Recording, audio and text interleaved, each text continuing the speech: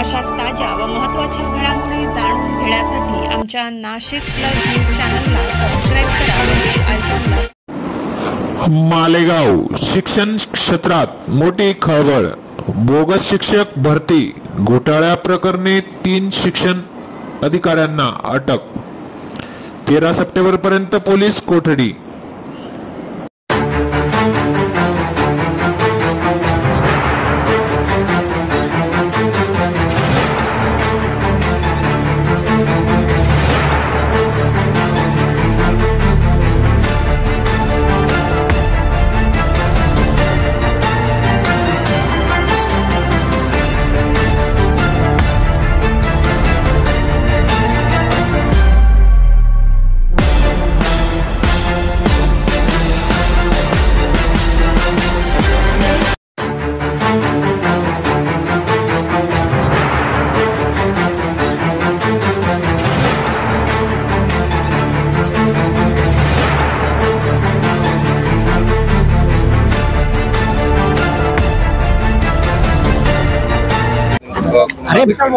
काय कारवाई झाली करण्यात आली?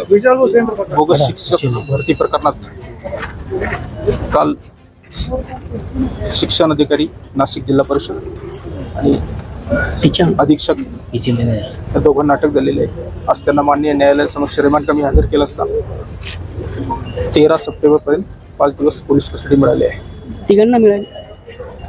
तिघांचं नाव काय?